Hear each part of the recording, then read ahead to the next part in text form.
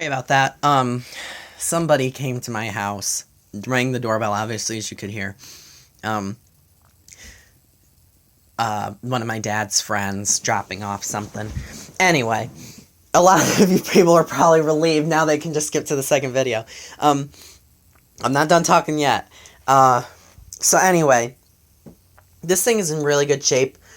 I'm gonna have to take the head off of the machine and undo the side clips here. That's in here that removes the bottom plate to be able to change the belt and such. It needs to be wiped out. The cleaning head does a little bit. But anyway, this thing, when I first used it in my living room, I don't like my reflection being in the video.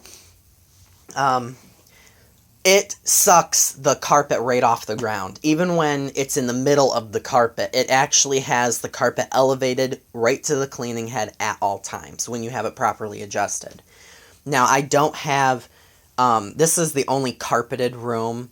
The rest of the house has area rugs.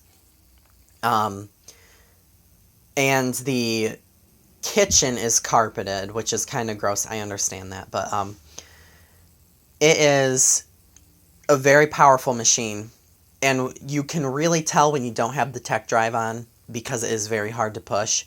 Not just because it's heavy, because you can take this machine when it's in neutral and push it across the ground just fine.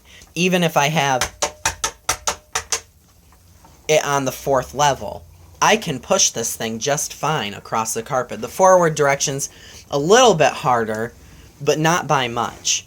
And it's a very easy to use machine. It's very smooth. But when you get the vacuum on and you have it adjusted properly, it just seals itself right to the carpet. It's really agitating. It's really pulling in everything it can. And the fan,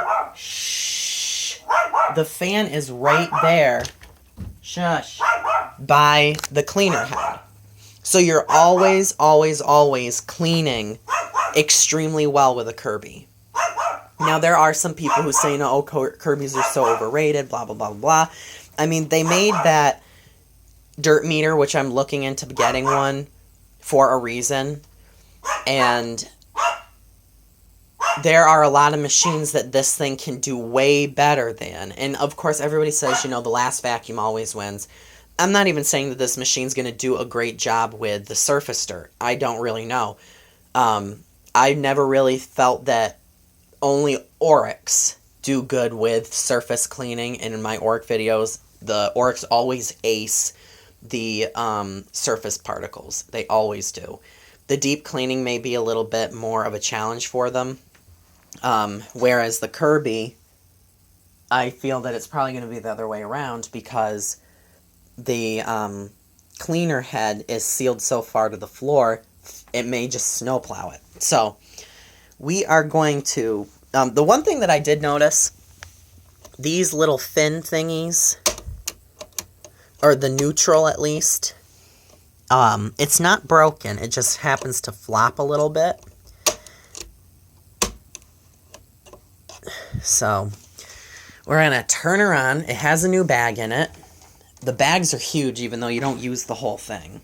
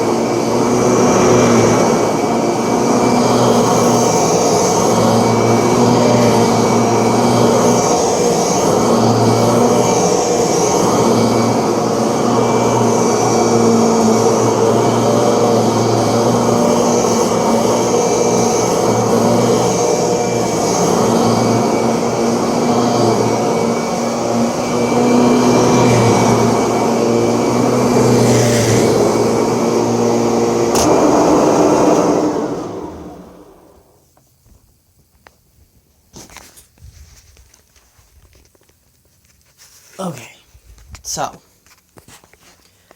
just a second. As I suspected, it didn't do the hottest job with the surface dirt. It did take a couple passes, and it did push a little piece, but that's where my cell phone was. But it has really great agitation. I left the tech drive on. I don't really think that there's a huge issue with it. The check drive just assists, but I tend to find that I push it probably to go faster than it goes by itself. But, it did come with all the attachments, like I said. It came with a floor tool. The girl is moving away, and she gave me this avalir for free. And, it was a really great deal. I would have taken a Centuria too. Probably wouldn't have taken a Centuria, not a Century. It's not a Buick. I probably would have, taken one of those, but no earlier than that. It just has too much use in it, and I understand that they're very dependable machines internally, but exterior components, I'm not a big fan of wear and tear, like I said. This thing I really like. It still has a Kirby classic design. They changed the mini emptor design on this machine. The last model had a handle right under here. This model, the handle's like all the way over on the other side, and it kind of scoops up in underneath. They added a handle up here for carrying, and to be honest, this thing is no heavier than my Miele S7. Shh! It's no heavier than my Kenmore Elite. And the tool suction is phenomenal. It's really good. It's almost as if it's not even a direct air machine. It has suction like a standard, not a standard upright, but shh, knock it off. It has suction like a Dyson. It has suction like a Shark. It has suction like my Miele S7. And I think that that's really great because the suite of tools that it comes with, my Miele is extremely hard to vacuum, hard floors, and the fact that the Kirby has a nice long solid hose, it's not a stretch hose, it makes it easier to use. And it came with all the attachments. It has the shampooer. So it's a very versatile machine, and I think you're paying for, I know you're paying for versatility and dependability. But the avalir is a cool model. It's got that open design on the main head of the machine, in the handle. They changed the emptor thing. The bag is a cool design. It's a nice black with like the red Kirby logo, and it has like a cool Kirby K and K facing backwards. Just a really nice color scheme. It has the 100th anniversary. It's, like I said, the avalir. And then it does need to be wiped out in here. I'm not going to undo it, but I believe this is plastic. I don't think that is metal. This is metal, but I don't believe this is metal. I believe this is just plastic. So, and you're paying for how much it costs to make one of these things. Definitely not as expensive, but definitely not cheap. And it's got the LED headlight on it, which is nice.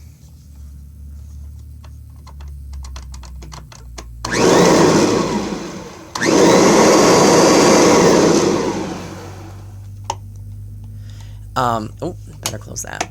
So, it's got all the coolness to it, and this is probably I honestly was looking for one for quite a while. I would have taken a century or two, like I said, but I definitely would have rather have had the Avalier, which I'm glad that I do. Is there a difference amongst Kirby models? I don't really know. I don't know if there's a fan design change. I don't know if there's an amperage sort of difference. I don't think the cleaner head's any different. It honestly feels its propulsion is much better than my what Ultimate G is or was, but the overall design, I mean, it's pretty much the same thing. The handle's slightly different. They made it more smooth. The Ultimate G had like a squared off top bottom, and it was squared off around. And it didn't have a nice curve to it in the handle. But honestly, if you're really looking for a vacuum that you don't mind bags, the bags don't fill up quickly because they are big, but it's a really great machine. But I notice a lot of moms anymore, they just don't. For some reason, people think that Kirby's are so high maintenance and they are so hard to use. Honestly, it's one of the simplest machines. Yeah, you do have to adjust the height depending on the type of carpet that you're using, but honestly, more than likely you have carpeting different in all rooms anyhow, and your vacuums usually, you don't really want an automatic height adjustment. So that's really nice. And then the tech drive is, I mean, people own Hoover wind tunnels with self-propelled features. Now that is a system that breaks easily. So, I mean, if you really think about it, I think the only reason that would deter somebody, and I would understand, would be the weight. But honestly, it's pretty light. All you have to do is lock that handle into place. And you can carry it just by this handle right here. Or you can even carry it by the handle that is down here. Like that. It did come with the little handle to be able to take it and use it as like a hand vac to vacuum your mattresses and things, and that's why I want the dirt meter, because I want to see how much crap's in these mattresses. I do use my Halo, which does a good job, and it's got the UV light, so it does a good job, but I'm going to be making more videos of this. I'm going to love to use the shampooer on this thing, and it's probably my second most favorite vacuum. My third would probably be, I guess I could probably do a couple categories, and I mean personal machines that I own. I don't really have opinions on machines that I've never used, never owned, but my number one would still be my Miele S7. I'm very proud to own that machine, and my number two would be this. It's easy to use. I like having one. I like the fact that I can say I have a Kirby.